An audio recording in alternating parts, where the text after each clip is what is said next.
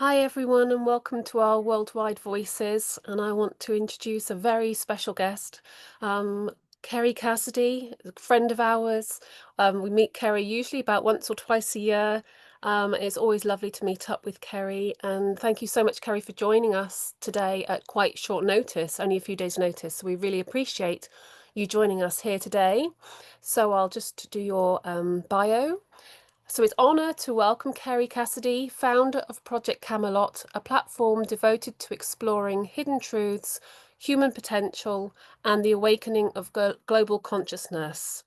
For nearly 2 decades, Kerry has interviewed whistleblowers, researchers, and visionaries from around the world, illuminating what lies beyond conventional narratives and inviting us to see our world through a higher lens.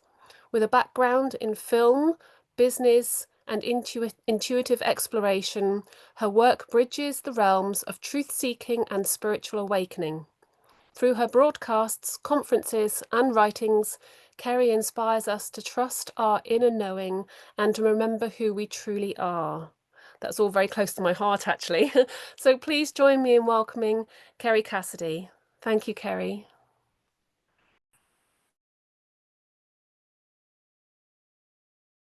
Kerry, you're on mute at the moment again. See, okay.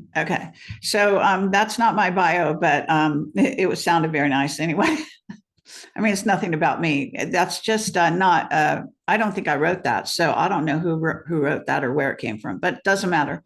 So yeah, so I basically give myself a little brief introduction for those that might not know. I'm an investigative journalist, documentary filmmaker. I've been doing this for 20 years now. Actually, just had my 20th anniversary, I guess you might call it, around November 5th. And so I specialize in interviewing whistleblowers from above top secret, but I also investigate conspiracies of all kinds, no matter what they are, really, and especially focused on, outer space, the paranormal, secret space programs, and military whistleblowers, and all walks of life, really. And during COVID, for example, I interviewed doctors, alternative doctors primarily, but some more mainstream. And I got my YouTube channel at that time deleted after being on YouTube since the beginning of YouTube, actually, which is close around 17, 18, 19 years, whatever it was. And that was for one sentence that one of my whistleblowers, Dr. Robert Steele, said one sentence in the middle of a video about COVID, and that was the end of it. So then that was in March of 2021. So then I went on, and my head is actually cut off. In my view, I hope it's not cut off for the audience. Maybe I don't know what I'm doing here, but anyway, just saying. So just wanted to say that. I worked in Hollywood for 20 years, and then I worked at JPL as a contractor, Jet Propulsion Lab, which is part of NASA. Got quite an education while I was working there, and I was there as a contractor for around 2 years, helping them with media, and also went to graduate school during that time, and film and television, and so on and so forth. So that's my bio. Today, I'm going to be talking about 3IAtlas and all the research I've been doing, because I've been very much focused on this. And so just wanted to say that. I'm not sure, are we doing a Q&A, or am I just speaking, or what's happening here?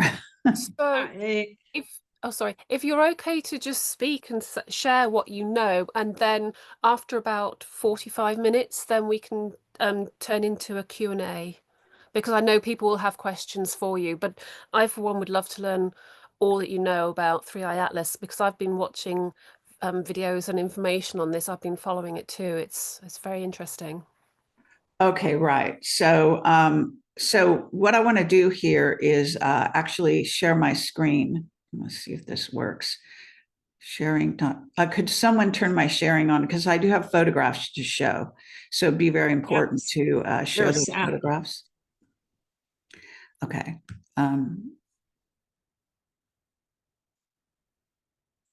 Okay, not sure what's going on here.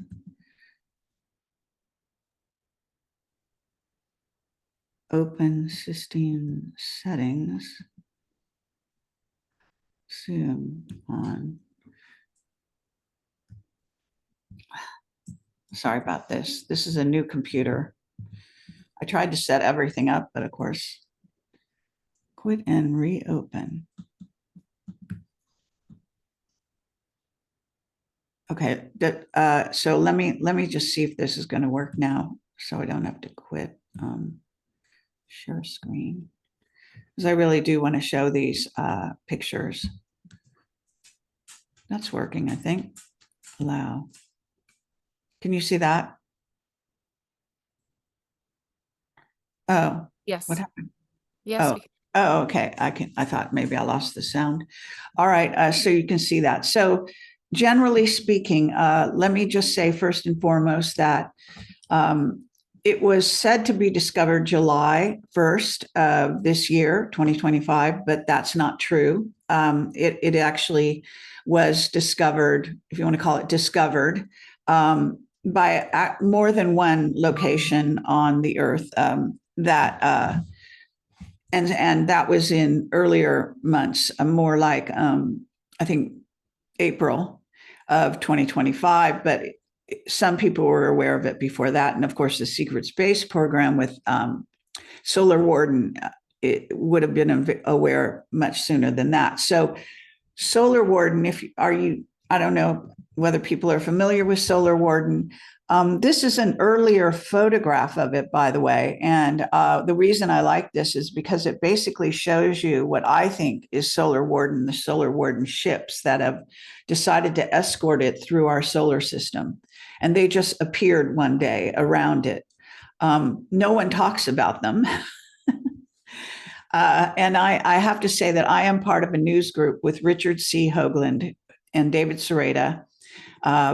David Sereda is a well-known astronomer, quite a brilliant guy. He was sort of selected in college to get into the aerospace community and worked for several, I guess, high-profile people. And he works closely with Richard C. Hoagland at this time, who is a former NASA scientist, who I interviewed many years ago, more than once, actually.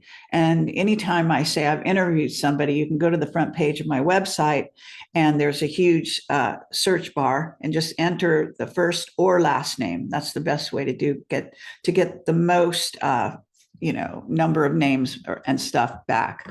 Anyway, so you can go there to watch that. And it is worth it to know who Richard C. Hoagland is, because he's being stopped. He does a weekend show, usually on Teams, I'm told.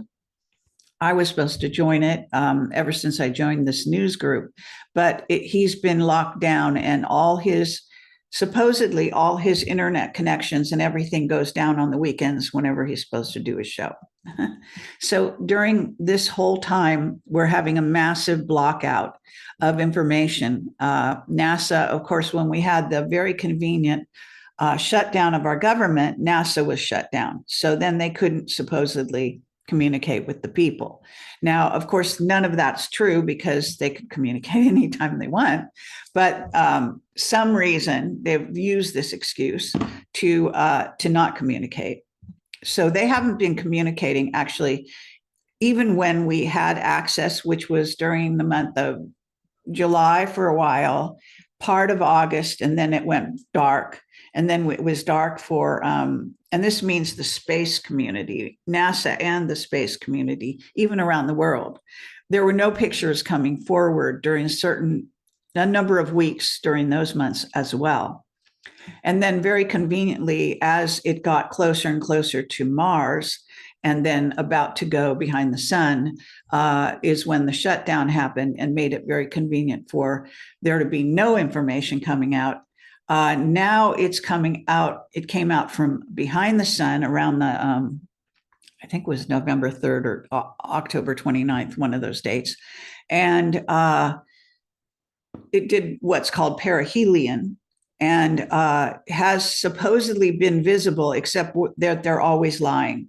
And there are lots of fake photos. And what some people may not know that I have also some, besides whistleblower connections on this, I have John Leonard Walson, who is actually a good friend of ours.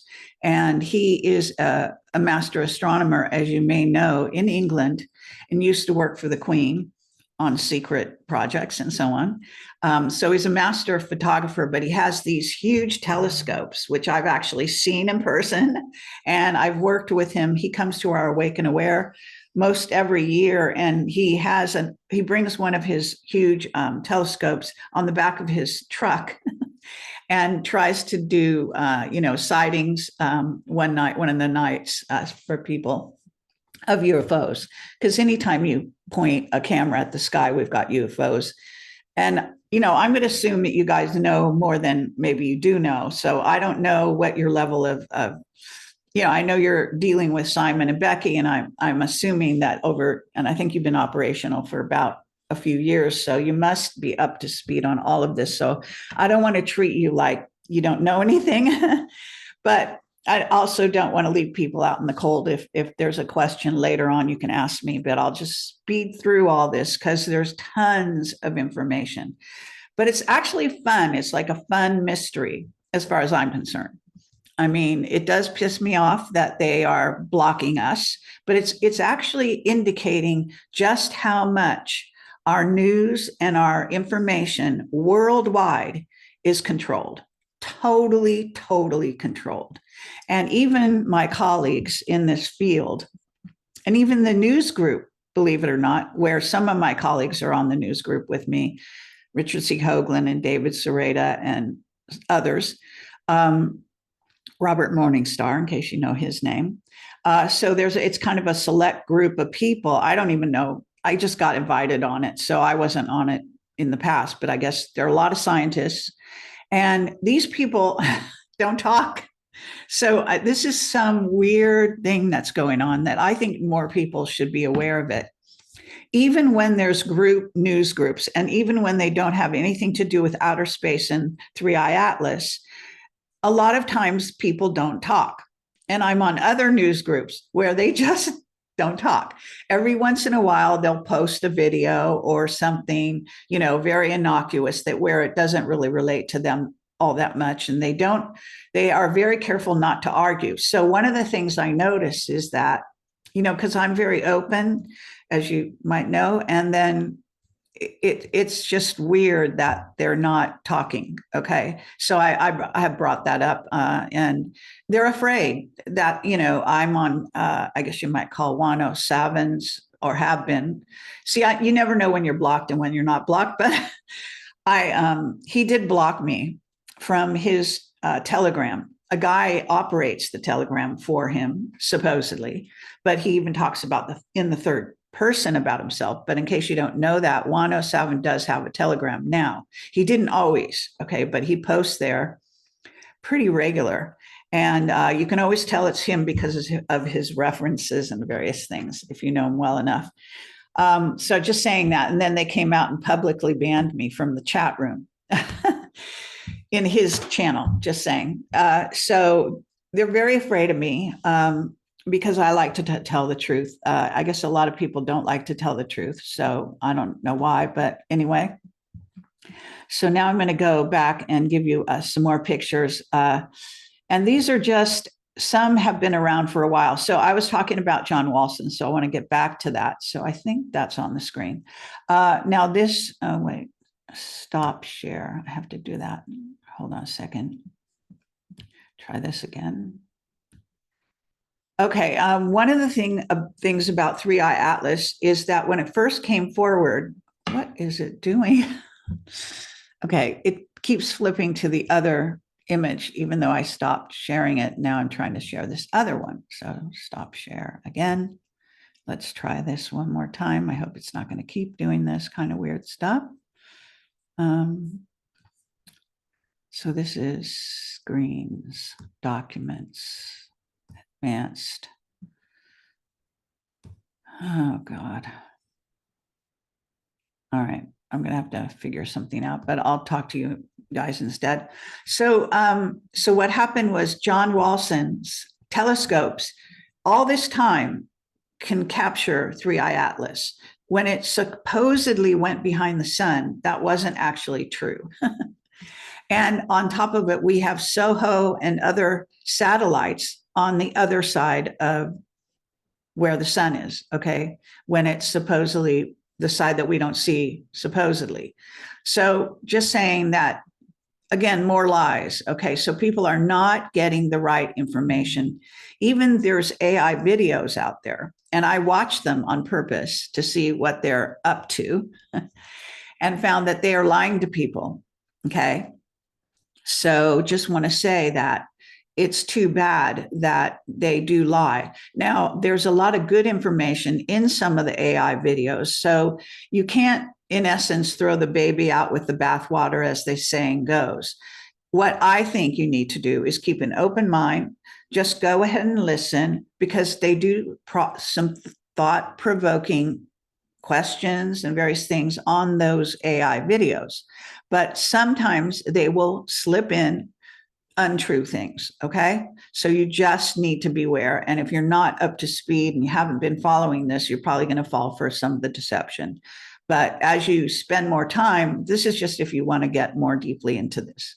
Now, there's no doubt whatsoever that this is a craft. So 3IAtlas is a craft. It's behaving like a craft. And although it does some weird things that craft are capable of doing, but for some reason it's not doing. So I just wanted to say first, let me finish the Walson thing. So because John Walson thinks he's going to be arrested or worse, killed, and he was kidnapped as a child and went through all this terror and all these trauma.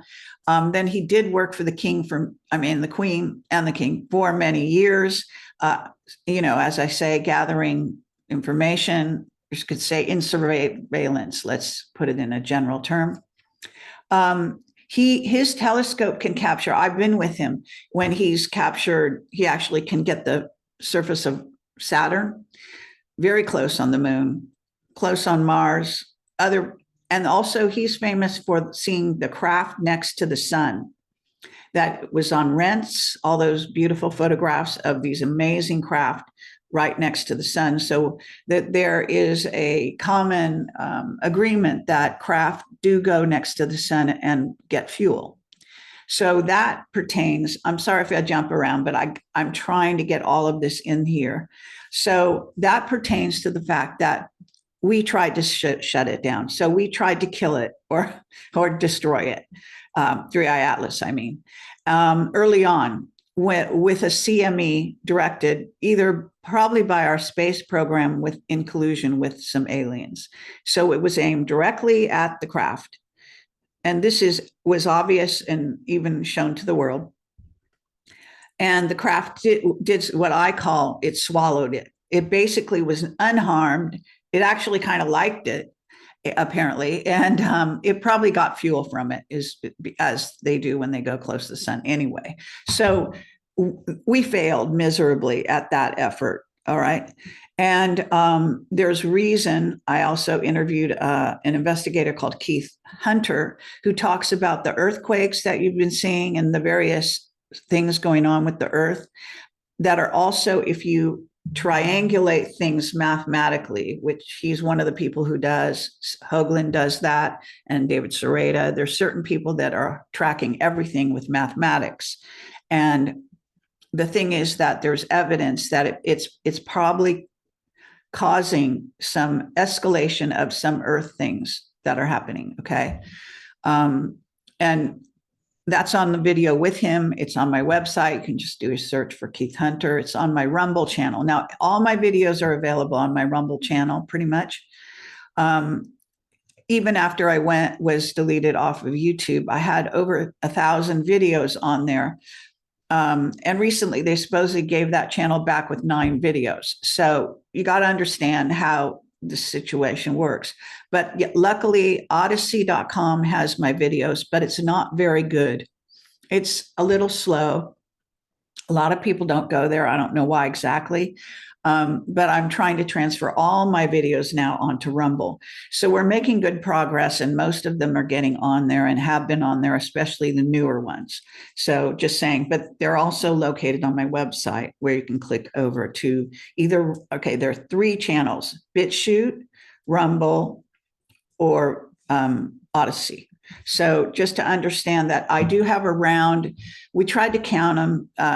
I've had some difficulty with that for many reasons, because we've been attacked over the years, and then sometimes things disappear, but we don't know they disappear. Sometimes they reemerge.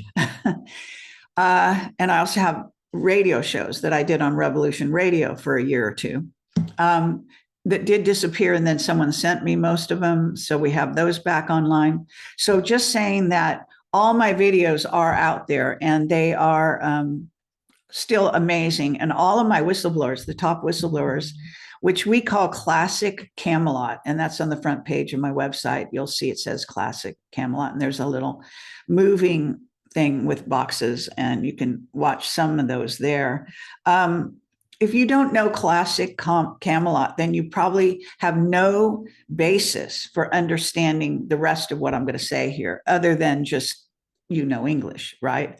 But what I'm trying to say is context is everything. So that's why the 20 years worth of interviews and work is still vitally important now, because it doesn't matter how you look at it. The secret space program is 10,000 years in ahead of us, okay? And that comes from several whistleblowers, not just one.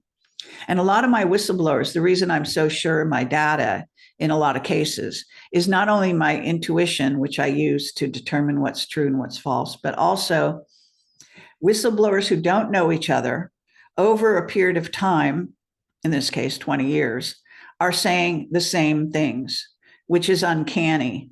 And when they come forward with a military background, they've been in the secret space program for 40 years of their life.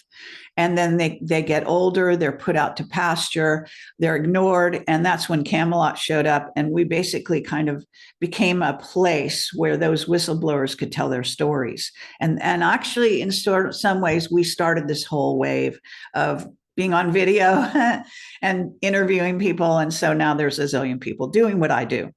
But they don't have these old time whistleblowers that are absolutely stellar and have impeccable references in the real world, as well as in the secret world. Okay. But they do sheep dip people. So that's something I find that people don't realize. People are sheep dipped. That means their entire background is erased. That's kind of like Wayne Willett, who works with Juan O'Savin, his place is double so-and-so. If you don't know that story, he was sheep dipped. So it doesn't matter what they say about him. Sometimes they give him a new identity. They make him, sort of a villain kind of like character. There's all kind of crazy stuff that goes on with this, as you might know if you watch spy movies and whatnot. So back to the subject. So anyway, what I'm saying here is that we shot a CME at it. It liked it. It distilled it and used it. And this is my take on it. The secret space program realized, because, when you shoot at something and you treat it like an enemy, then suddenly that something is going to treat you like an enemy. It's kind of like that. And so what happens is we don't know what they're doing up there. And the reason they're blocking everything is so that we don't know. Okay. Because obviously, if they're having shooting war, like sometime during the month, I think it was the month of August, everything went dark. There was no more images coming forward, even though we weren't on a shutdown. We don't know why they went dark. Okay. But they definitely did. And a lot of my information does come from the news group, especially Richard C. Hoagland, because most of the people on the news group, as I said, don't talk. Other than David Sereda, he has what you call a Substack. I have a Substack that I've had for maybe a year or two now, because at one point I couldn't even post on my own website. They were attacking me so bad. I got pissed off. I decided I'm going to make a blog. So I went and found Substack. And so since then, I've been doing articles on there, and they're quite popular. in the people that do go to Substack, which are mainly people that like to read, but you can put videos on there and everything. Anyway, David Sereda has Medium, and Avi Loeb is a scientist who was involved in the Galileo project. He's a leading Harvard scientist, and he's very well connected. He's Israeli. Isn't that a coincidence? You'll understand when I say that later. But the bottom line here is that he writes a column almost every day nowadays on, 3IAtlas and the attending emerging craft and things that have started to emerge around it. So let me just delineate the different things out there. They are craft, okay, in my view, but they might be specialized craft in some cases. So there's something called lemon, okay? There's some with a double M. Don't ask me these names.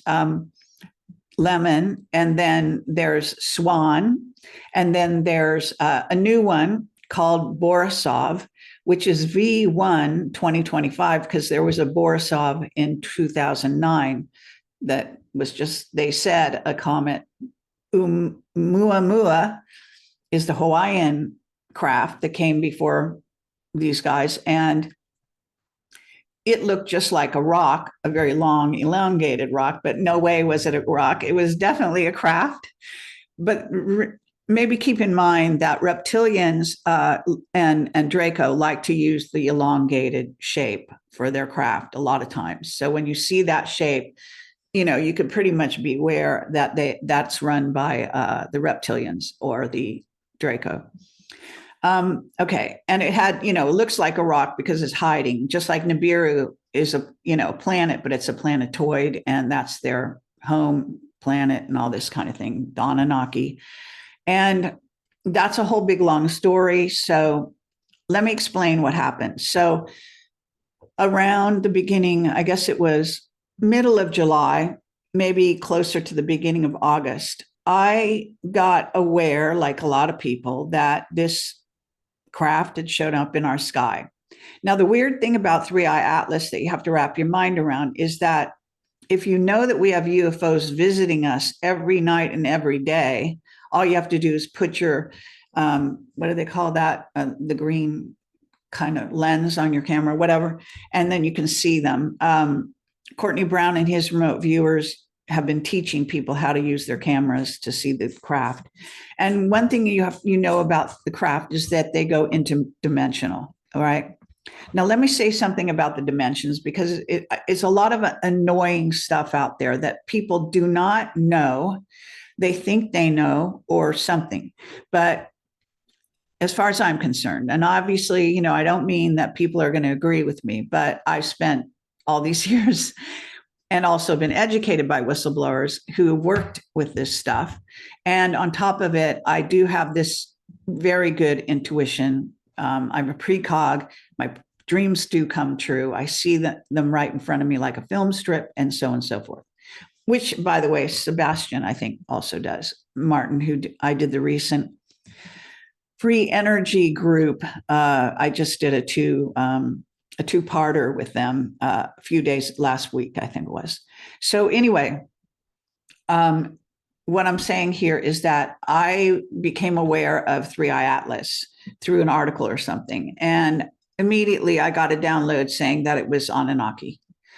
So I started going out there and writing articles and talking about it and questioning whether it was the Wingmakers craft incoming or what. And basically, I am in direct touch with James, who created the Wingmakers. If you don't know wingmakers.com, you can search the web and see the website. He's written several books. It's quite a famous multimedia website. And he worked for the ACIO.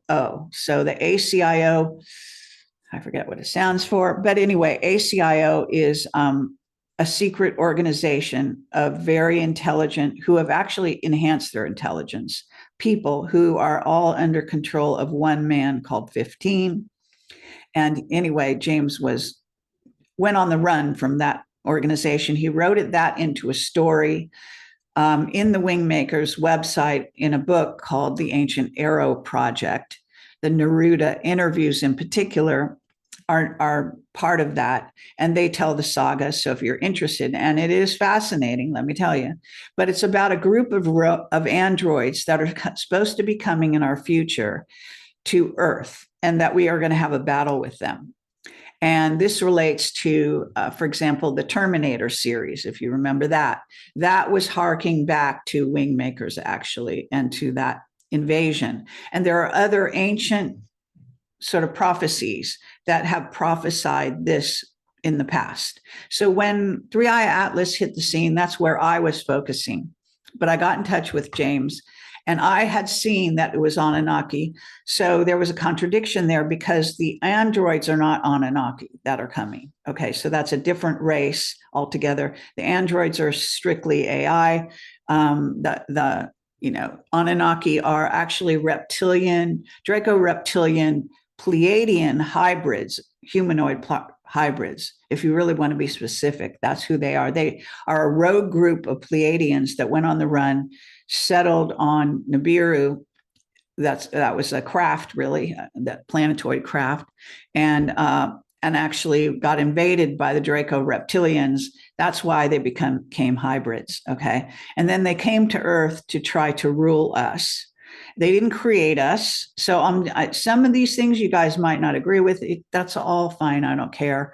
All I can do is tell you my point of view, okay, from my studies. And then you can do your own research. So what we're talking about is, I saw this craft. I thought got this hit that it was Anunnaki. I've been on the trail of the Anunnaki for many years in Camelot, many, many years, tracking them, paying attention when anyone mentioned the name so-and-so. And just so you don't get confused, Zechariah used Anunnaki, which I think it was the name in the Sumerian tablets, which is from heaven to earth came, which doesn't define the species. But when we talk about the species Anunnaki, we are actually talking about the beings that Zechariah Sitchin and the Sumerian tablets talk about, who were these Draco-reptilian hybrids from the Pleiades. Okay, so I know this might be maybe a bit much to handle. If you get overwhelmed or whatever, we can, I'll do questions. Anyway, it's important that you understand this, because then, just as serendipity would have it, I had already interviewed David Sereda, knew him, met him in Sedona, seen him at conferences, so and so. And somehow we reconnected, because I think I might have written to him and said, David, do you have anything on 3IAtlas? And basically, he certainly did. So he is an incredible mathematician. And this is not just my point of view, this is the general consensus. And his information is pretty impeccable. And he does get downloads. He is, like me, he's connected his chakras, and he does super meditations and all that kind of thing. So that enhances his work, which is much more logical than mine. Mine's kind of a much more right brain thing. His is much more left brain. So together, he started to show me mathematically what was the projected trajectory at that time of 3IAtlas, and how it was going to be going behind the sun slightly, and then coming to Mars, close to Mars, and then it's going close. It's doing something so exceptional that Avi Loeb, a straight-ahead scientist, had to start questioning as well, because the odds that it would take a trajectory through our solar system, it's almost like on a railroad track. They have mathematically figured out exactly where it's going. Now, with the UFO, normally, doesn't matter the size. They can blink in and out of dimensions, and, in and out of our perception, like in half a second. They do not go in a straight line, okay? As you may know, if you've seen them, which I have zillions. So, and I was abducted when I was around 12. So, that whole scenario. And I wrote a book called Rebel Gene. If you're interested in my past and who I am, you can read Rebel Gene, where I talk about kind of an overview of everything I cover. So back to 3IAtlas. So what happens is its trajectory is not accidental. And there's no way that it could so completely carefully go between certain planets and go in this trajectory. And then on December 19th, still coming up, it's going to go its closest to Earth. And that is said to be like, so it's going to be like the 19th, 20th, 21st, whatever, Christmas, right?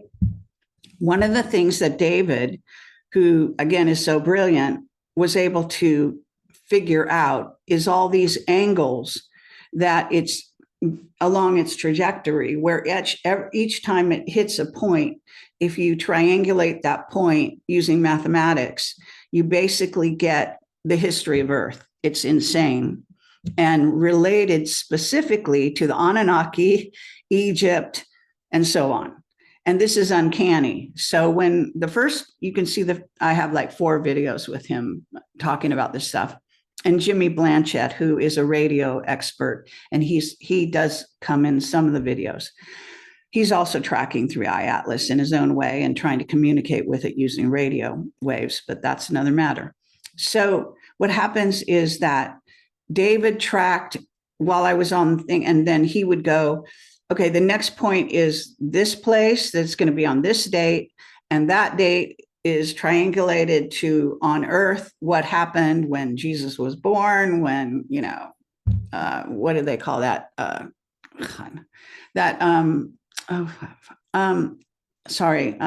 Fatima, various things, that happened in our history. Like he covers all of it. It's all in the video. And so, but the main trajectory that he ended up seeing it going to was that it came from Nibiru, but it's a hyperdimensional Nibiru, and then Nibiru is a hyperdimensional planet.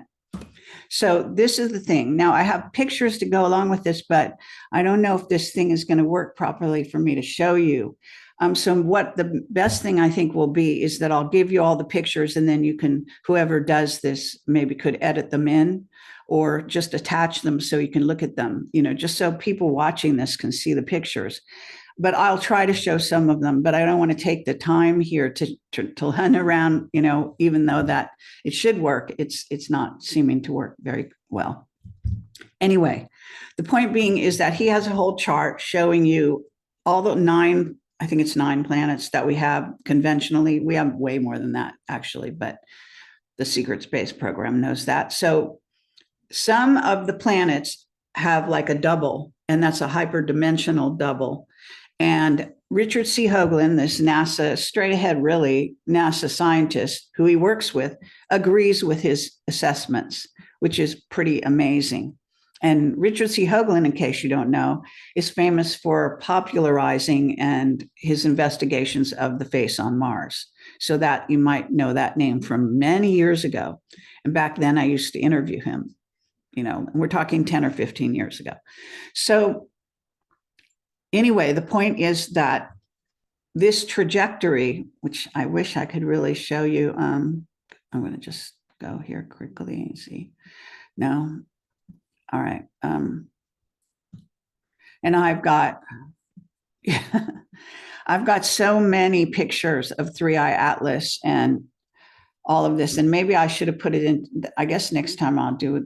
I'll make a presentation, but here's one. Let's see if I can get this to show up. Because I know there's maybe some of you that don't know about the trajectory. Okay, now I've lost my place. Okay, here's this. Oh, God. I'm sorry, because I have this relatively new computer and things are not the way they're supposed to be. So I can't, it's not operating right. I can't, get this to show up the way it was supposed to. I have this. Okay, no, it's not going to work. Okay. So what happens is you might have seen the trajectory, it shows all the planets and the little places of the planets, and then it shows sort of a line curving across.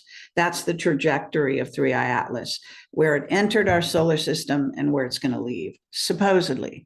But I caution people because, just because it's predictable so far does not mean you can assume it's predictable in the future.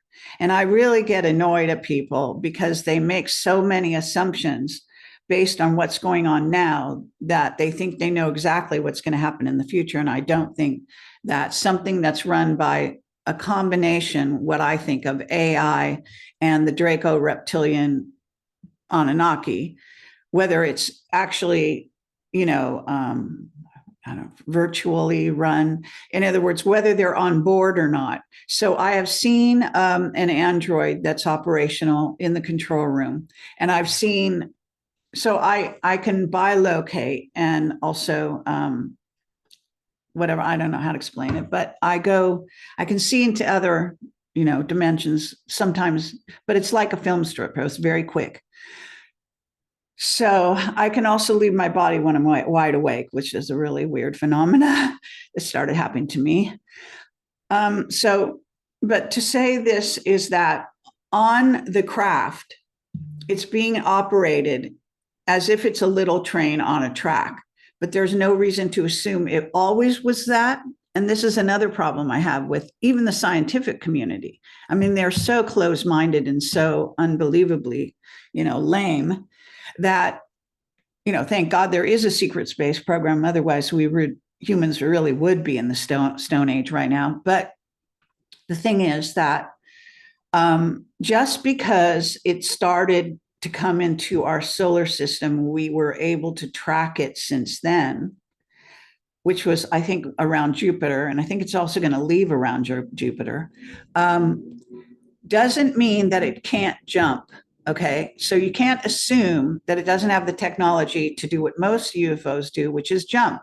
So go hyperdimensional and jump through a wormhole and go back to Nibiru or wherever the hell it wants to go. So there's a bunch of people out there saying, oh, it's so old. It's billions of years old. It's been on this track forever. It came from the, galactic center, and it's going to be the same forever. I mean, there's no way they can know this. They just can't know this. You can't know the name, know the mind of the Anunnaki. You can't know the mind of, AI so thoroughly that you know what it's going to do. Okay. Just saying. So I just caution people when you come across people that are telling you things that they think they know that's always going to be like that. It's not necessarily always going to be like that. In fact, the closer it gets to Earth, the more chances, for whatever however you like to view things, that it could do something crazy. Okay. Which is why the secret space program is paying attention to this like white on rice, why they, I believe, are now escorting it like a craft, why these other things, Swan and Lemon showed up. And evidence about Swan and Lemon is that they appear, I know this is going to sound a little hard to take, they appear to be portals in addition to what they are. Okay, now that's not that strange. We are portals. Every planet is a portal. In other words, it's a dimensional gate. There are dimensional gates on things. Well, the funny thing about 3IAtlas, Lemon, and what's the other one called? Okay, 3IAtlas, Lemon, and Swan, is that Lemon and Swan showed up out of nowhere. So they, in essence, jumped hyperdimensionally to join it. But they're not right next to it. They're actually millions of miles away from it, but they're still in, some kind of logical proximity, if you will. Well, Richard Hoagland and others have seen what they call a square. It's like a square. It's kind of like Saturn is a square. That's a door. Okay, so Saturn is known to be a dimensional door, a gate. And so, by the way, according to Captain Mark Richards, Saturn is heavily guarded by these gaseous beings, believe it or not. This is according to his information. And I just published 2 books of 12 interviews over the span of 2 books with Captain Mark Richards on Amazon. Right now they're at 4.5 stars. Be nice if they were 5. But I have a bunch of typos, apparently. I had 2 editors, believe it or not, and neither one could catch all the typos. And I even tried to back them up, but I'm kind of terrible at that. So I'm now hiring another editor to go through again and find all the typos and things like that. But I apologize for that, okay? Because it was supposed to be perfect. I mean, I paid money to 2 editors. It should have been perfect, but it's not.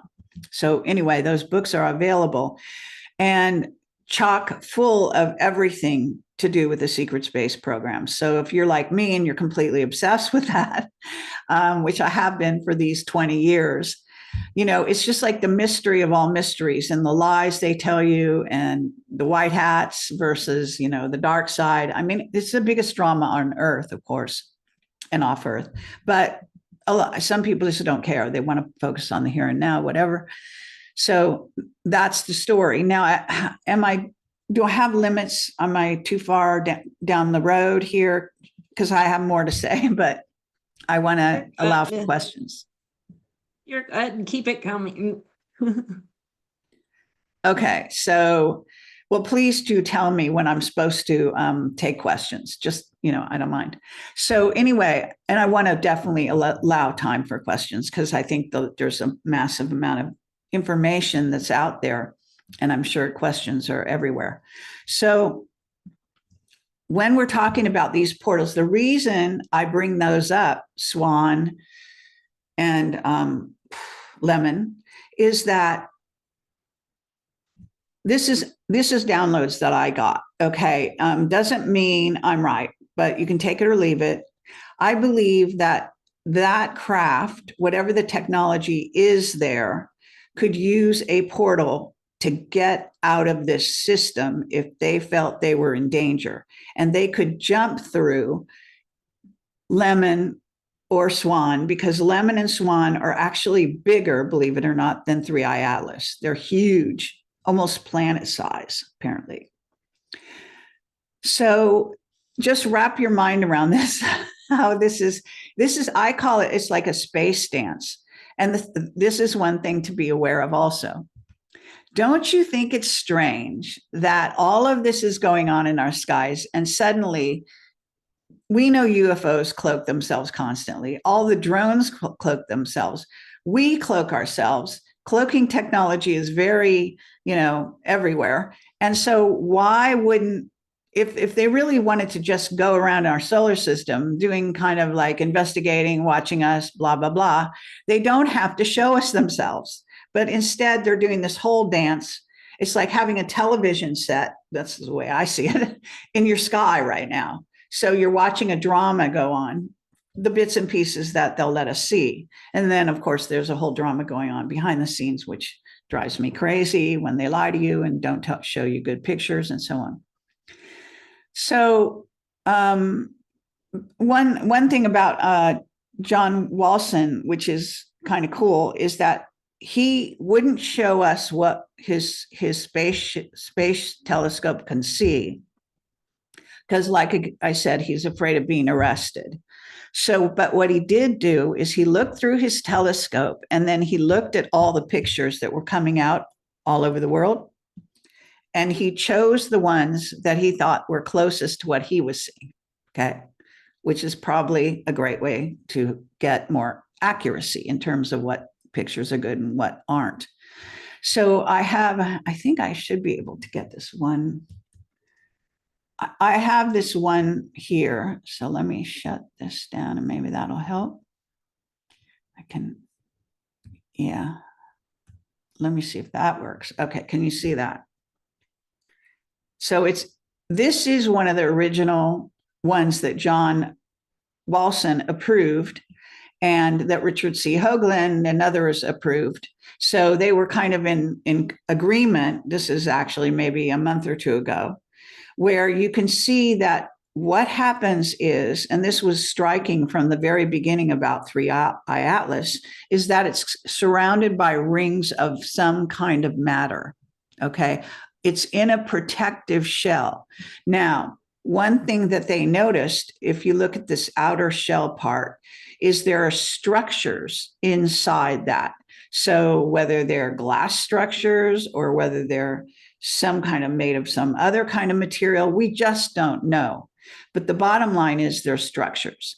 And that this sort of envelope that it's riding around in, and the ship is in the center, obviously, is actually the envelope is gigantic. So there are different estimations of size of the actual craft, but you can't divorce the size of the craft from what it's surrounded by. And lately, they try to show you the craft, but they never show you the envelope it's in anymore, which is completely, strange and confusing. But the bottom line here is that it was photographed very carefully in numerous photographs showing these rings of matter around it that were probably, you could estimate, to be protective. Now, I said to people that, even on the list, that this could be a Dyson sphere. And Captain Mark Richards talks about Dyson spheres, and nobody will say yes or no to me, okay? Either they're afraid of me or who knows what the fuck. But the bottom line, so this is my conjecture, because based on Captain Mark Richards' testimony about what goes on in our solar system and outside our solar system, is that what you get, he even said, is a brown dwarf traveling along with a small group of planets that is encased in what is called a Dyson sphere. And that sphere is protective. And in theory, us and our solar system might be in a Dyson sphere as well, just to put that, in your mind. So this is what we're talking about. We're talking about very strange happenings here. And now the most recent information out there about 3IAtlas is that it spouted these 7 jets of what? They don't say water. I don't think they've said exactly what material that is. So it's some form of dense air, some gaseous something, whatever it is, but they're all, they can be triangulated, and they're all very carefully positioned around this planetoid or planet, whatever, but which is actually not a planet, but a craft. So if you understand how bizarre that is, it's kind of insane for people to go around going, oh, it's a comet. And everyone knows it's not a comet at this point. One of the things that came out of it as it got close to the sun, supposedly, was a tail that went the wrong way, but it had nickel. So they were able to tell that it was mainly made up of nickel, which is an element, a metal, but that it doesn't, normally that's not what a comet has. Usually it has that sort of ice thing that they say. And to be honest, as far as I'm concerned, I think a lot of the sort of scientific history around comets is probably made up of lies. So the scientific community boasts itself as being experts on comets, when in reality, they don't know what they're talking about. I'm sorry. And I think there was a scientist called McKinney, if I got his last name right, who actually attacked their comet theories. And he was quite brilliant. He wrote a book. Sorry, I don't have the name of it in front of me, but if you followed this since the 20 years I have, he was quite well known for a while in the alternative sector. So just saying, take a look at that and understand why, if it was hit by a CME directly, by the way, it didn't burn it up or dissolve it or whatever you want to call it. You see what I'm saying? So there's lots of anomalies going on with this craft that certify that this is artificial, that it's on a timeline, that it came according to a timeline that David Sereda can show you mathematically, totally borrows from our history. Okay, like incredibly. And it also, if you listen to the interviews I did with David, those first 4 in the early days, it's signaling through the chosen incidents that are chosen by the mathematical configurations that it has the mentality of the Anunnaki, which is, a lot of people maybe haven't followed this, but Anu, who is the so-called king, god, whatever, 2 sons, Enki and Enlil. Some people disagree on Enlil was the good guy, Enki was the good guy. Enki was a master geneticist. We know that much. He is actually the one who went down to Africa, who created, they put both of them put in a frequency fence in our brains at this time. And I am really bad with numbers, so I'm not even going to try to tell you what year that was, but it goes back, way longer than most people think the solar system, our Earth exists and all that stuff. And by the way, one of my key sources for my information about everything is also Ashiana Dean. Her books called Voyagers. They're on the front page of my Project Camelot website. You can buy them for $20 each. They're ebooks. And I interviewed her for 6 hours. So I spent a lot of time with her and her group then. And then I actually flew to India with them and went on a tour of India with them. And on that tour, I started getting downloads of what she was going to say before she said it. I know it sounds weird, but I apparently am in touch with those, what are called the guardian races, that actually downloaded the books. She didn't write the books. She was taking dictation, if you want to. But she had to be a vessel that was high frequency enough to get this very sophisticated information. And if you read the books, lots of people have trouble even deciphering them. They're so complex. But I've read them several times.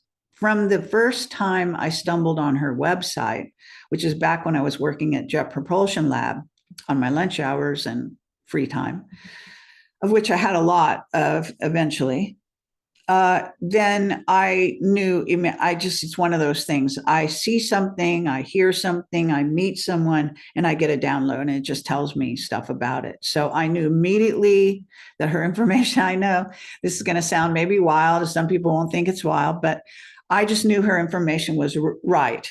And then I read her books and interviewed her and went on travel with her. And, even during, we were creating some actual vortexes, you could say, so there's what's called wormholes, vortexes, and stargates. A stargate is a man-made construction around either the entrance to a wormhole or just a vortex. So, which is a doorway, which is a gate into other dimensions. Now, we are multidimensional. So having a hyperdimensional solar system, which David is his theory, is correct, but it's limited in my estimation, because everything is multidimensional. Everything has more than one, like you could say your double, your avatar, whatever, is in multidimensional dimensions simultaneously with being in this one. Okay. So you're not just here, you're not your body, all that stuff. And I'm assuming most of you guys know this. So, okay. Getting back to 3IAtlas again, because this is the focus. Now, understanding what they're doing. So they are making sure they are seen. They're making sure that the humans, the sweet little humans, will track their trajectory, will get, the link ups to Jesus's birth and all these religious holidays and so on and so forth, which I'm not very religious. Well, I'm not religious at all. I'm spiritual, but don't get me started on that. In the Catholic Church, run by the reptilians and so on. So I'll definitely go on a tangent on that if you want me to, but I'm sure that maybe this is not the focus for today. So what I'm saying here is that understanding how wily, in a certain sense, this thing is put together, that it comes in right at the time, perfect timing, when we're just about to have some kind of disclosure that's better than what we have had, supposedly. And that the dark side in particular. So I have a theory about, we have Anunnaki, okay, Bob Dean, one of my highest and best whistleblowers, who's passed on sadly, but I've done dozens of interviews with him. He says I made him a rock star. He was a really amazing whistleblower. And they probably killed his daughter as a result. Clifford Stone, another amazing whistleblower, they killed his son. This is what they do to whistleblowers, okay? So don't think they have a free ride. But nonetheless, so he said, quote, in one of my interviews, the Anunnaki are walking the halls of the Pentagon.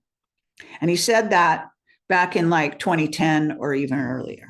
So that was like right on the money as far as what I was searching and investigating for him to say that out of the blue, And so what happens is understanding that Anunnaki have been able to occupy human bodies and come onto this earth. Now, I don't know if their occupation of the human body is for the life of the body. It may be the kind of thing where they push the occupant to the side, which does happen, and take it over for the life of the vehicle, so to speak, or whether they actually are able to somehow manufacture a human body to occupy that is human size, is what I'm trying to say. Because the Anunnaki are actually, generally speaking, 9 feet tall. And by the way, their primary base on Earth is Israel at Dimona, the area around Dimona where their nuclear plant is. Okay. And I have this from several whistleblowers, and I've been investigating this, as I say, for close to 20 years. So I know that my information is correct in that regard.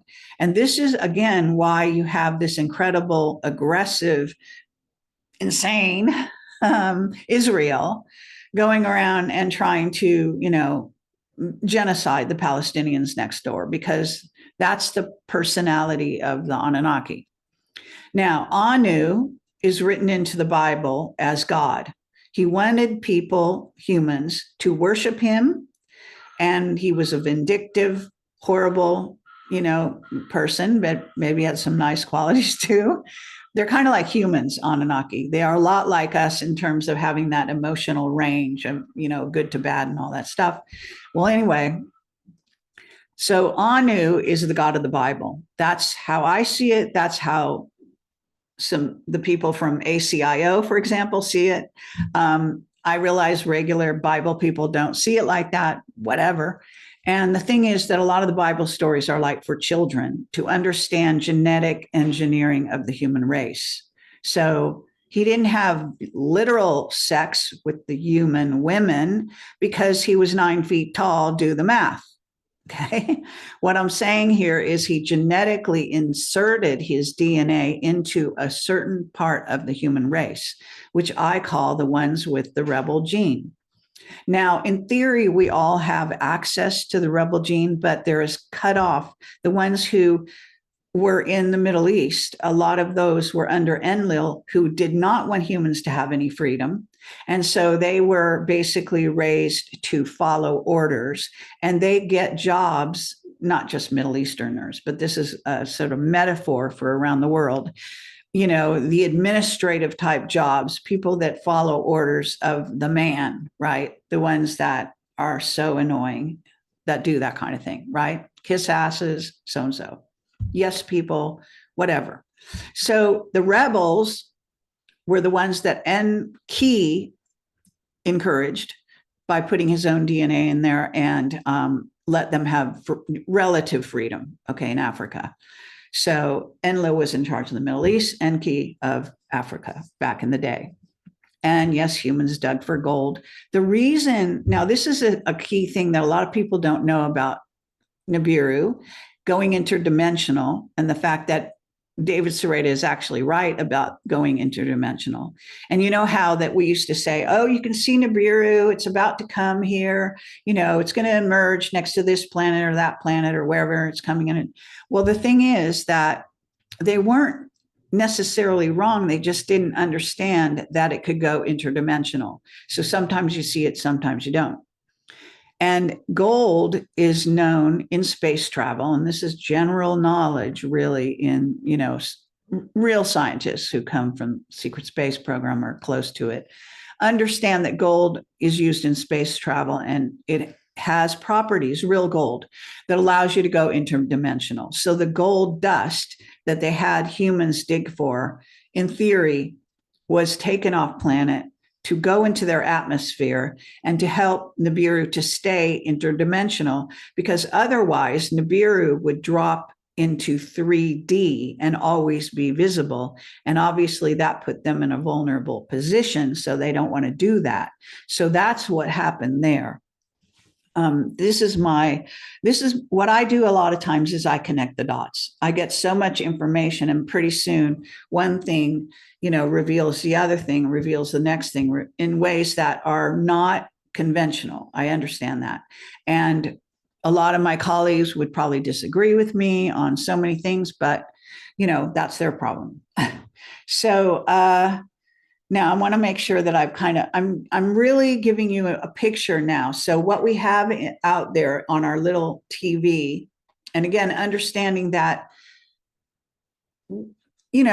this solar system is gigantic, obviously. We think it's gigantic, but beyond it is even more gigantic, and so on and so forth, right? And there are billions of Earth-like planets, by the way, according to scientists, even mainstream scientists will tell you that, where there are humanoid races. So we're not the only image of God out there and all this kind of nonsense, all right? So this self-centered, egotistical view of reality that was sold to humans that maybe didn't know any better back in the days of especially, Egypt and the priest caste. And I lead tours of Egypt, which are a lot of fun.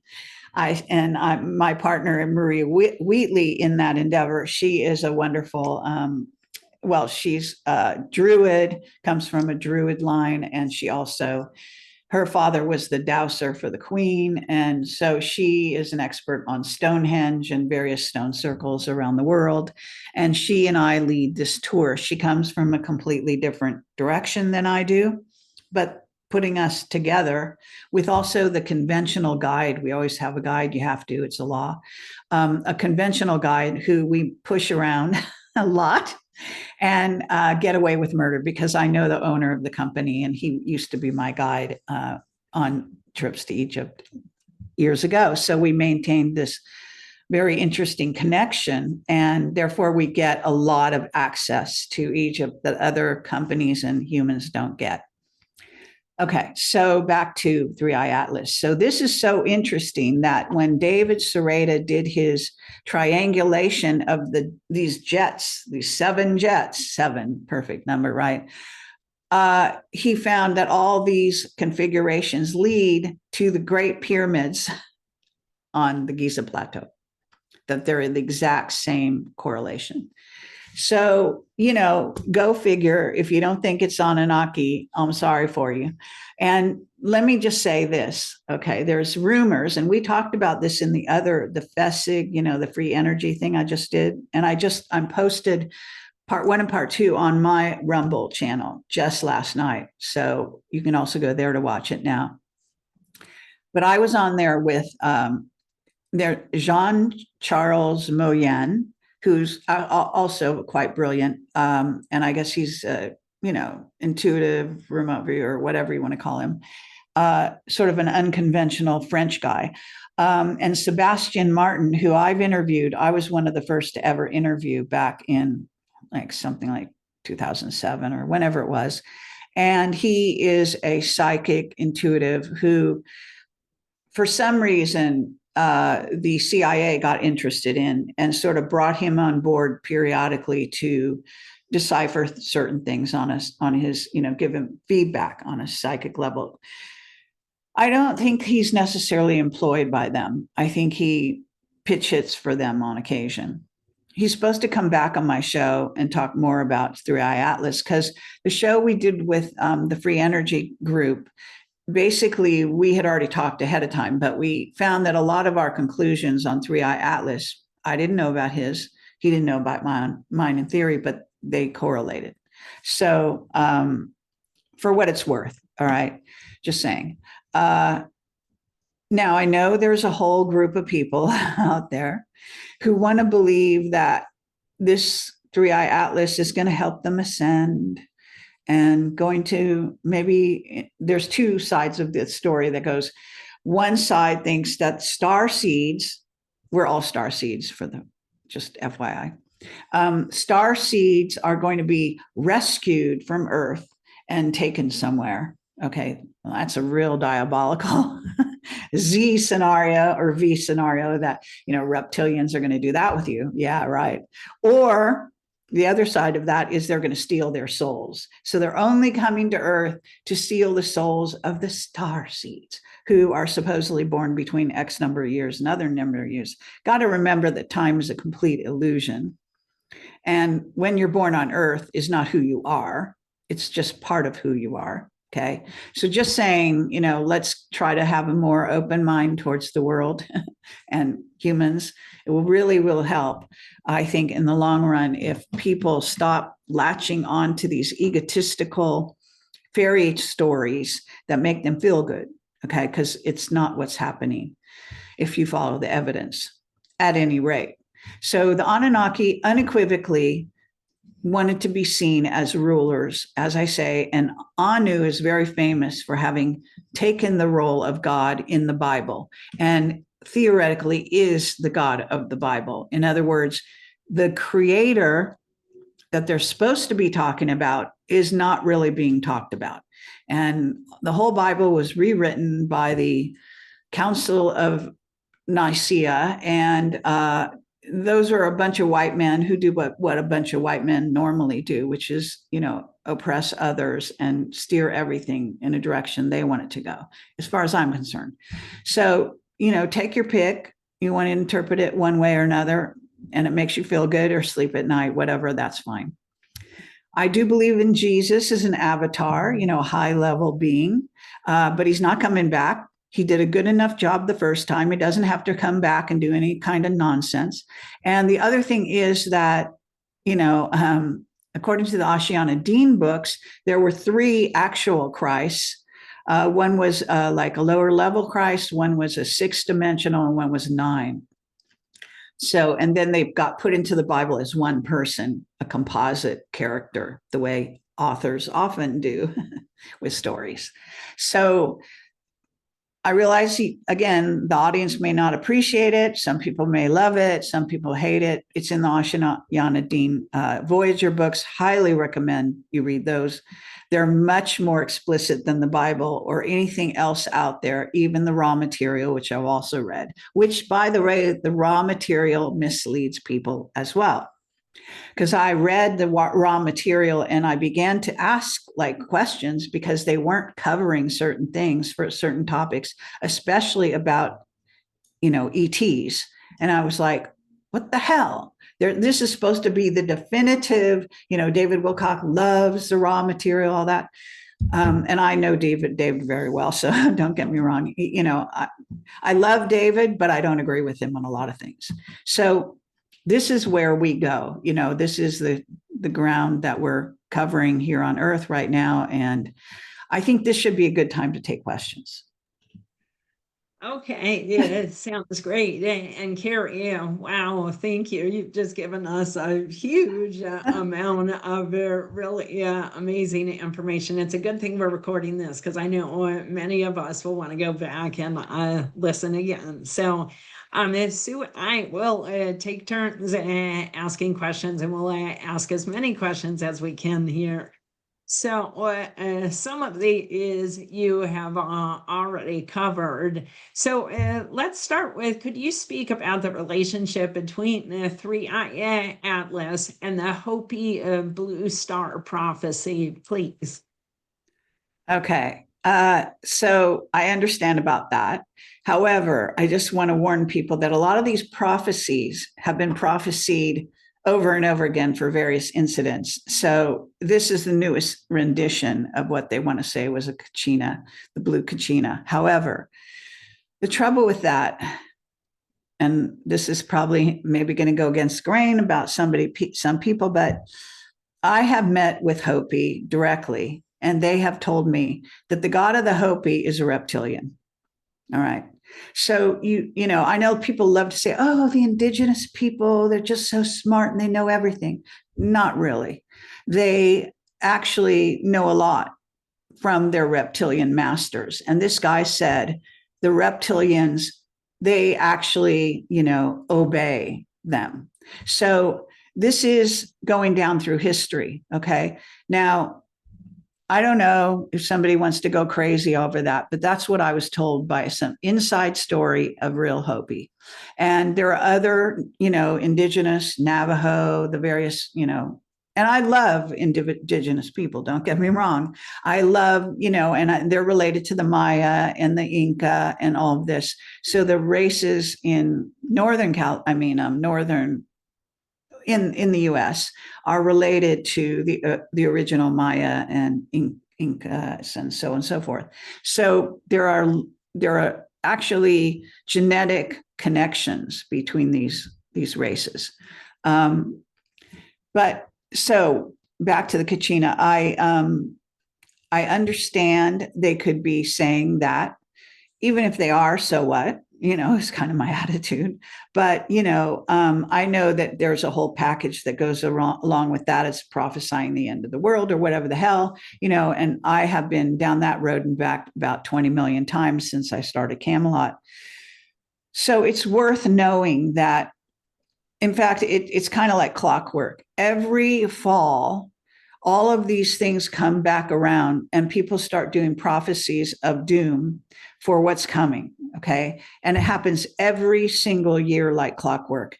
In October and November are their favorite months for prophesying death and destruction for humanity. So I don't buy into a lot of that. I do think, I think Nostradamus had some good prophecies. I think he was off base on certain things and very good on others. But I also think that, we live in what's called a fractal universe or multiverse, so that every little piece of the whole reflects the whole. And this is also why David's mathematics work and correspond to these certain religious holidays, etc.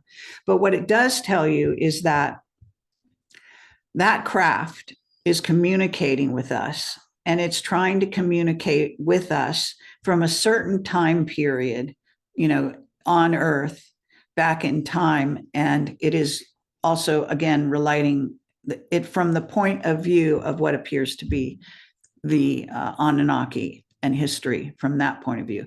Because we existed before that time, okay? Like I said, they didn't create us. And that we come from Lyra, the Lyra constellation, actually humanoid. It's like us come from there. And the human is a group that is is supposedly called experimental group. That is a composite of many races, okay? And has been hybridized.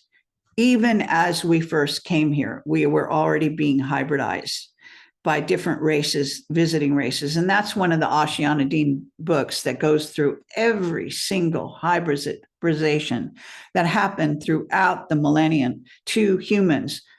That's since we got to Earth, not just saying from other times, because Lyra was also invaded and various things like that. So one thing that you could say about all of the hybridization is that Source, the creator, whatever, wants to create a multidimensional being that contains everything from every other race. Like they want to make this, it's in the Wingmakers material. Like they're saying this version of humanity is going to merge with 7 different races so that the next version of humanity will have all those genetics of those 7 races. Okay. That's something in the Wingmaker material for what it's worth. And I know I kind of jumped around a little bit, but hope that helps with that question. That was fascinating. And I have to say, you've given us a whole bibliography of places to go researching, and I really, really appreciate that. So I'm sorry, I'm not reading one of the questions from the thing. I'm asking you one. From the mathematics from David, which I love that's giving you an insight, plus your own dreams and your own remote viewing and stuff. Do you have an official or unofficial, like a prediction or a view of what you expect to unfold as we move closer to December 19th and beyond? Like, I do, but it's not so focused on December 19th so far. Now, I could get a vision tomorrow that will show me something, but at one point during the trajectory of 3IAtlas, right around the time when it was actually shot by the CME, a little before that, I had a vision. I was actually studying it on my computer, and then I fell asleep in a short nap. And I saw that they were pushing 3IAtlas out of our solar system. And they were using what Mark Richards had talked about, which is the energy from neutron stars that we do have access to, and pushing it into a portal and out of this particular dimension, 3D going into 4D. So whether that's ever going to happen, I don't know. I do know that that's just something I saw. Maybe it was a possible future for 3IAtlas at the time. Maybe that changed. Maybe the CME was part of that effort, but it didn't work, so on and so forth. So, we're on a moving trajectory. And that's something that even remote viewers have to deal with, which is, and I've studied remote viewing, even with Ed Dames all those years ago, where I did some accurate remote viewing of Mars and these little mechanical creatures that I saw on Mars, which I had no idea about, and so on. So I have done these things, but I don't isolate myself I don't consider myself a remote viewer in the, strict sense of the word, because my psychic abilities, have come over time, and they dictate where I go and what I see, really much more than, saying, oh, I'm going to remote view this and I'm going to draw this I don't draw pictures and all that kind of stuff. So I'm much more fluid than that. And, I like it that way. Whether people like it the other way. I do watch the remote viewers, though, because I like to watch the remote viewers to see how accurate they are, actually, by sort of watching and seeing what they omit, because I do have issues with remote viewing in general, where I think that they are not being, how do I put it? First of all, they're close to the ones, like Courtney's remote viewers, and in particular, ones that used to be Courtney's remote viewers, like Dick Algier and the rest, who are in future forecasting group, Daz Smith. I've actually interviewed these people over the years. And I am aware they are very closely watched by the government because they used to work for the government. Okay. And maybe they still do behind the scenes occasionally, whatever. So I'm just saying, that's not just a simple story. And those people hold back information all the time. That's my impression. Okay. They may say I'm wrong and, everything else. I do know that they've had some people as guests on the future forecasting group, but they stay clear away from me, even though they know I'm a member. So this is a syndrome that happens all the time with me, because I don't play, maybe I don't play fair, but I definitely don't, stay in the boundaries. Okay. I cross the lines constantly, and I question everything. So, well, and I think you did a really good job of some of the fear-based stuff that's coming out in the different reports, and some of the, oh, it's going to change humanity, oh, we're going to ascend, oh, we're going to whatever. And I was just curious if you have, not remote viewing then, gut sense, psychic sense, any sense of this as a positive or a negative or an interesting or a... Yeah, no, it's a very good question. First of all, I'm a precog, as I've said, and I've had dreams. So what I did was I was in my 20s. I was living in New York City, studying acting and directing, and I would go into meditations, long meditations. And I eventually connected all my chakras purposefully, reached a samadhi, and I have had multiple samadhi experiences since then. As far as I'm concerned, enlightenment is a journey, not a destination. So once you go towards it, you keep expanding and learning more. And that's the way I find it to be. So back since then, it amplified what I already had as a child, which was, sort of psychic and awareness of secrets and all this kind of thing. I can read a person. I can even tell you diseases they have or things like that. I don't like to go down that road, so I didn't go down that road, but I can do it. I had one very graphic experience when I was living in Soho in New York and doing my meditations, all that stuff. For a short time, I stayed with, I think it was 2 women in a loft. And one day I was really tired, so I laid down, and then I got bombarded by like ridiculous amount of information about these two women on a personal level, on every other level. And I was just like, oh my God, because I didn't want to know that stuff. And if you have to live with people, you don't want to really know everything like that. And it was too much. And I think I really freaked out. I was young, I was quite young then, like 27 or whatever it was. And I think I just, really veered away from that since then. I have done some other experiences where I have been accurate, and I have read people when it was an important situation, so on and so forth. And that, so everyone has this. Okay. Everyone can do any of these things. It's not special, but it is, you have to, experience it, and you have to test yourself.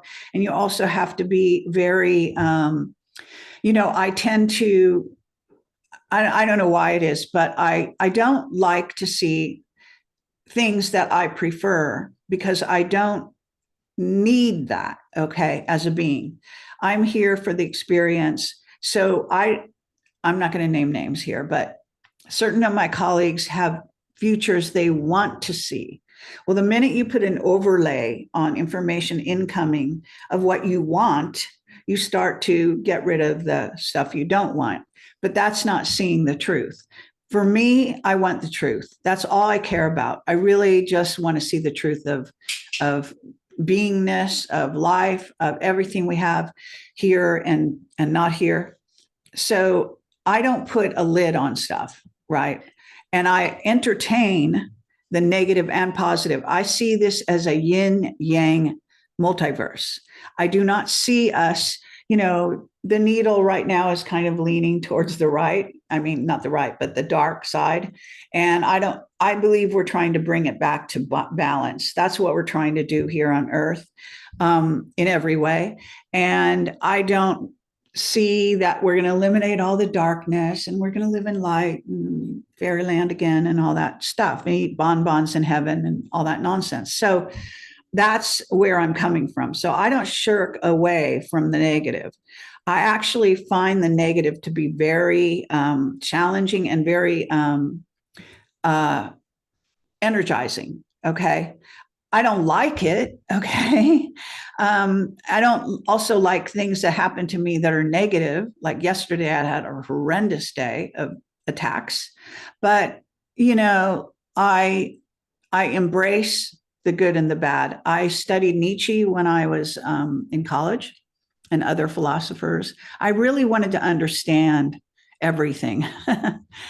And little did I know I'd actually get a lot more than I expected along those lines. I still don't know everything, obviously, but I do see the future. I have seen a very good future for the white hats and us in the United States, for example. I believe that future is still going to happen, although it seems like the timeline's being messed with right now. So I don't know if it's, on or off necessarily, but I do have, predictive stuff. One time I tell this story, it's kind of boring, but I was living in Hollywood. I was very young. Had just moved to Hollywood to study acting and directing there after New York. And I went into a meditation, and I basically said, okay, so two things happened. So I saw that my car was towed. And I woke up in the morning and I said, oh no, my car, that's not going to be happening. It's going to be fine. I'll go out in the street and my car will be there. So I went on the street, and lo and behold, it was fucking towed. So, so I've had that kind of stuff happen to me. I also, back then, same period of time, I went into deep meditation on the weekend, I think, or whatever. And so, I'm sitting literally Indian style on my bed. And all of a sudden I tapped into the interdimensional space, and I saw a shakar, the winged dragon, which is the Draco Anunnaki, flying by me. Now, I didn't believe in them back then. I actually thought the movies like V, the early version, were not true and they were just using reptilians as a metaphor. That's what I thought. But I found out I was wrong and that they really are real and that being had consciousness. He wanted me to see it and I saw it and it was going to hurt me, but it flew right by me. And unequivocally, from then on, I knew this fucking shit was real. So in answer to your question about prophecies and what do I see and all that. So I am not a doomer and gloomer, even though I talk about the negative. I think we need to expose the negative. I think that's the best thing to do. And so I don't like to have to talk about, love and light. I think love and light gets all the notice it needs. I mean, actually, when things are fine, things are fine. What's there to talk about? But when you have dreadful things going on, like the oppression of most of humanity on earth, the blindness, the lack of enlightenment in essence, I think that it's our job to reverse that. And do you feel like 3IAtlas will affect humanity's ability to have enlightenment or a higher spiritual experience or whatever? Since that's what a lot of people are saying. Absolutely not. However, let me put that in context. Everything that happens to humanity is on the road to enlightenment. So it's no different in that respect. And I know there's some people out there that are also saying, oh, you're going to see in 3IAtlas what's in you. So you're reflected. If you're a high level frequency being, you're going to see lovely things. And if you're a low level, you're going to see bad things. Fuck that bullshit. Okay.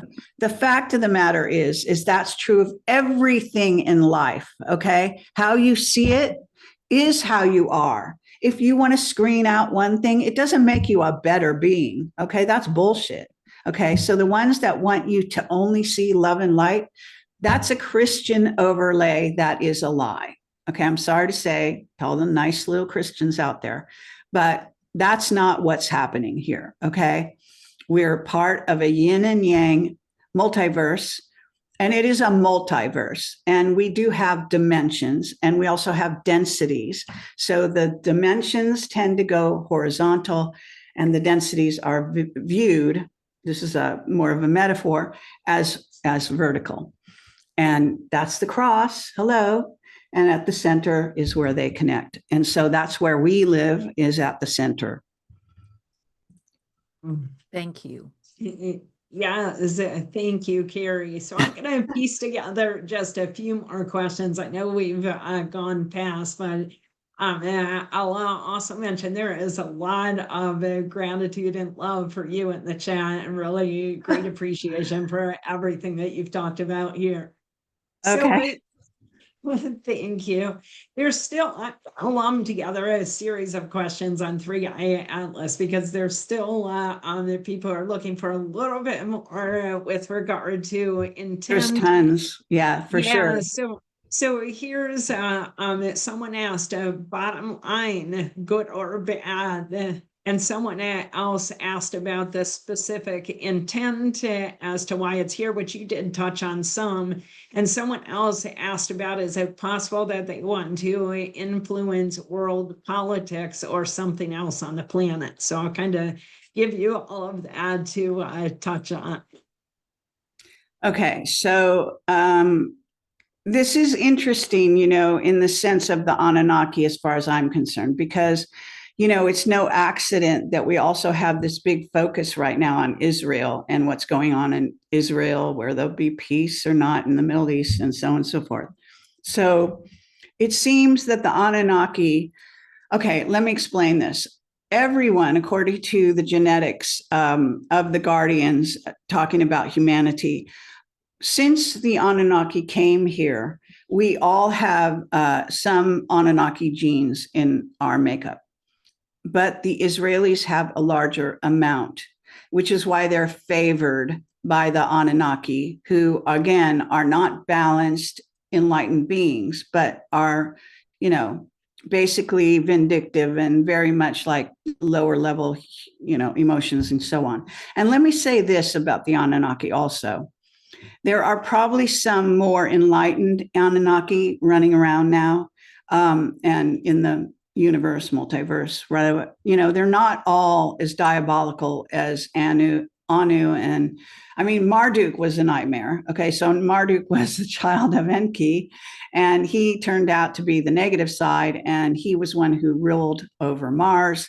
And there's reason to believe that actually the ship that Sebastian said he saw these whole rows of soldiers that were reptilian, Draco-reptilian soldiers that were in stasis. Now, Andy Lloyd years ago wrote a book called, I think it was called The Dark Star. And I interviewed him dozens of times. I read his books. He had a fictional version of those books that talked about Marduk and the return of Marduk, and on a ship.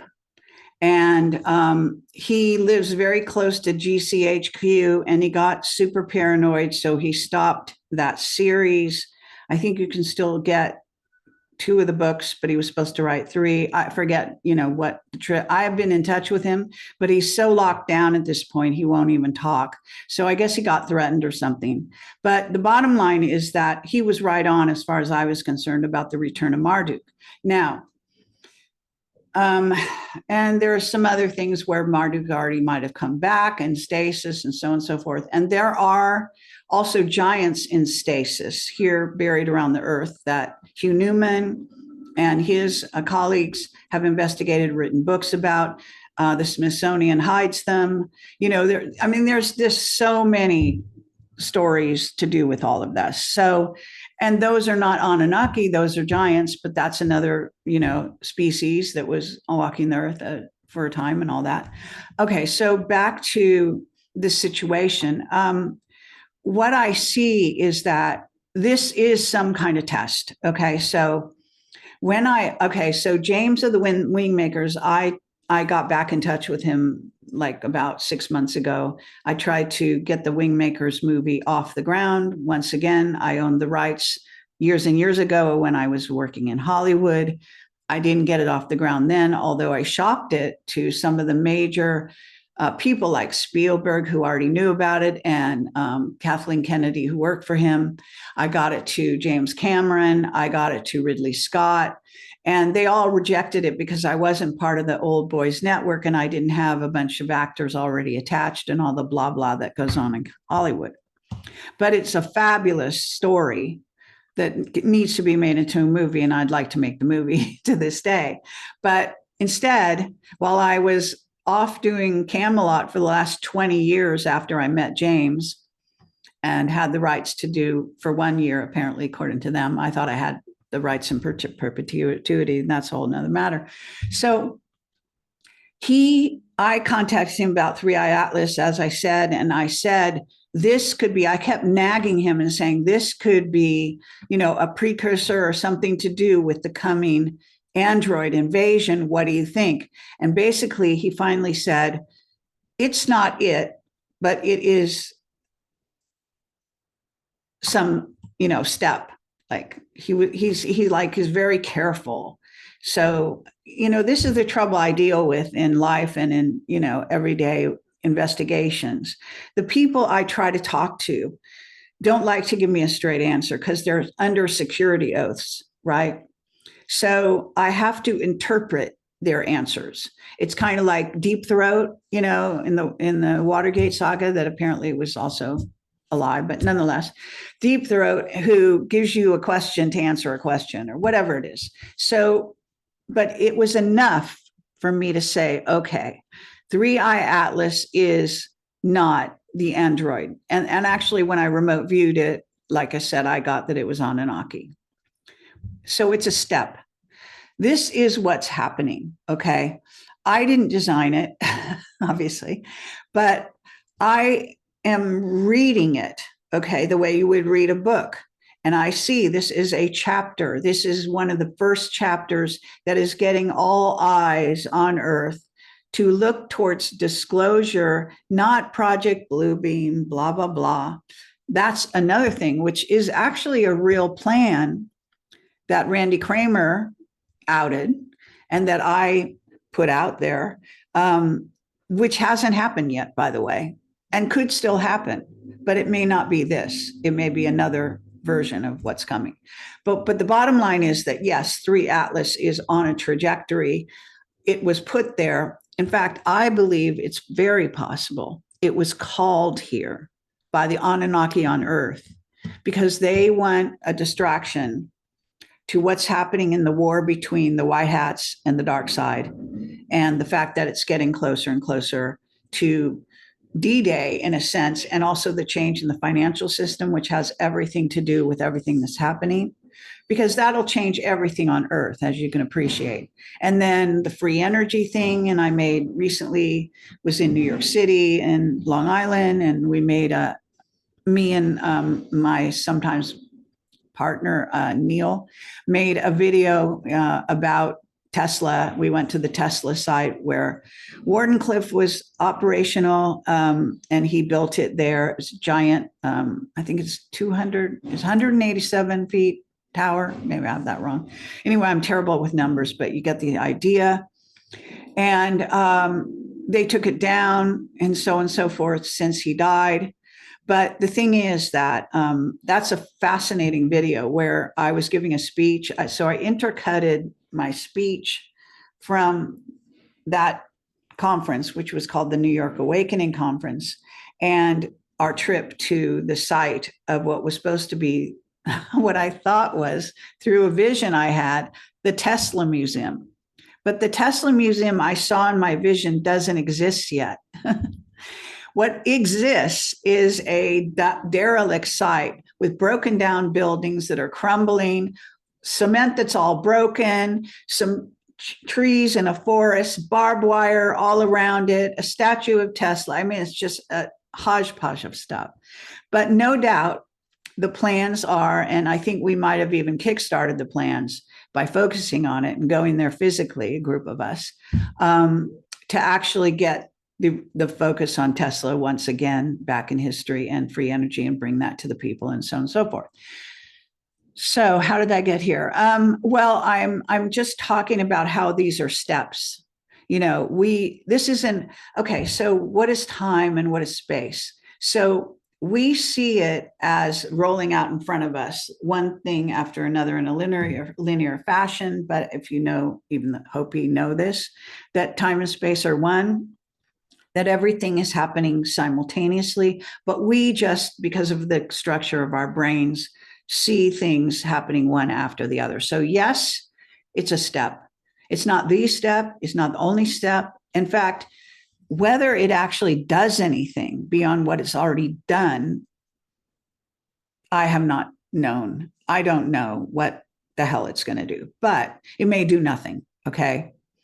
And the thing is that Sebastian, when he said he saw these in stasis soldiers on board, I said, that's not what you, for what it's worth, I said, that's not what you're seeing. What you're actually seeing are like, he said he saw these columns and that they were laying down in a vertical, in a linear fashion, the bodies of the soldiers. And I said, what you're actually seeing is a projected film coming from the headquarters of the 3IAtlas in those sections to make you think their bodies are on board, but actually what they are actually showing you is like a threat, that's what they're capable of, that's what they have access to, and that's what may come in the future. But I don't believe they're aboard literally right this second. That's just, now he may not agree with me completely. He kind of listened to me, but he may see it differently. Okay. But that's what I saw. And, you got to understand that these beings, whenever they're, ETs or whatever they are, even like humans, they're tricksters. They will do stuff to deceive you. And, that's a guarantee. So make up your own mind. You have to use your intuition. It's a good exercise, because you can come to some guesswork conclusion or whatever you think you see. And then if you write it down or you keep track of it, and then you go into the next time when you saw that, and then it doesn't happen the way you thought you saw it. This is how I learned to rely on my intuition, psychic senses, all that stuff, is I kept testing myself to see, was I right or was I wrong? If I was wrong, where was I wrong? For example, I saw Trump winning the election in what was it? I think it was the one that got stolen, 2020. But what I actually saw was the one he won in 2024, I guess it was, right? So my interpretation, in other words, my psychic vision was correct. I just didn't realize. And the reason what I saw it was linked in time. I saw all the illegal aliens leaving on a highway with all their personal belongings, leaving our country. That didn't happen, the push for that, until 2024. So it wasn't happening like that in 2020. And, there was the fake win of the fake Biden and the whole thing went on. So that's like how it is. Sometimes you get it right, but you interpret it wrong. That's kind of funny, but it's true. Thank you so much, Kerry. Don't cut off yet. Do you have something very quick? It is. Well, because she mentioned that, she sees the white hat and humanity like a good future for us, but that there's something messing with the timeline. I just wondered if you would speak into that little spot for a moment before Chris cuts us off. Okay. I have seen, and this is years ago, I saw I guess back then the white hats didn't even exist really as a thing per se. But when I had this set of dreams, so my dreams are, I can either go into a vision and bilocate, or I can have dreams or downloads. So I have like 3 different things going on, I guess you might say.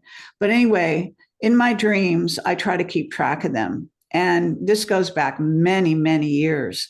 But this was not that long ago that I did see that the white hats are going to be successful to a point, and they're not going to be, it's not for eternity. Okay. It's going to help us. We're going to go a step up with their agenda, and we're going to have like celebrations, parties, things like that. But there's another side to that, which I've also seen, that Trump and the white hat military are going to be bombing Hawaii. Okay. And I'm upset about it in this dream. I'm in an underground base that probably is NORAD with a bunch of soldier type people. I'm the right hand of some commander type person. I don't know if this is just me, like what, seeing a vision of the future of someone else through their eyes that you can do, or me literally, but it was like it was me. And I was realizing that even then they weren't telling the soldiers they're going to be bombing a bunch of undersea under Hawaii base. That's huge and is real even now, because we are infested by, of course, there are good ETs and, extra dimensionals and inner earth cultures. Okay. And by the way, the inner earth cultures are now talking to us, and they did communicate with the white hats, for what it's worth. So anyway, that was the good side. Okay. But they are going to be bombing Hawaii. Now, I am concerned about the ecosystem of Hawaii and, of course, the humans. And I am rather concerned, upset about it, whatever you want to say. But I'm not in charge or anything. But I know the real truth, and the troops don't know the real truth. Okay. Even then. And this is sometime in our future. It's not very far in our future. It's getting closer all the time. So I saw that in the future also with the white hats, which means we're still at war with the aliens that are trying to take over our planet. We are being invaded. we have constantly throughout history been invaded. That's how we got genetically re-engineered all these times. And not all of us, there are portions of humanity that we're focused on by different races. That's why we look all different. That's why sometimes we get along with people. Sometimes you hate somebody on sight. All those reasons is because we are all a very complex melting pot of races that have come here, by the way, incarnating into our bodies as hybrids to see if those races can finally get along, because they don't get along in their pure strains out there in the multiverse. You understand what I'm saying? And the Guardians know this. So at least according to Ashiana Dean, and that actually made total logical sense when she said that, that this so-called experiment, they like to call it an experiment, but it's going on all over the multiverse. That a lot of times this is kind of part of the reason why we get, I even say nowadays, I say war is actually all about merging races. So we're having wars with those races that we don't get along with. And what ends up happening is the women get raped, they have children from the enemy, then pretty soon they're all the same group of races with the same hybrids. Just think about it. If you just go like how that's gone on in history, and we're merging with different species all the time in different forms and fashions, and also just ideologically, if you will, right? So this is a purpose within, put it under the category of how the creator gets to know itself, you know what I mean? In every permutation possible, because that's what the game's all about. The game is self-knowledge. Thank you so much. You have a very broad outlook and approach, and it's refreshing. And I'm guessing, do you want to do the final whatever, Chris? Yeah, so just I echo what Sue said. A lot of ground here. I answered many questions. Really appreciate you sharing all of your various perspectives with us, and coming back here. I did want to share with you, you're one of our most popular CC Worldwide Voices guest speaker. And so there'll be thousands of people who watch the video recording, thousands and thousands. So thank you for being with us here today. Thank you everyone for joining this session today. And we will see you next time.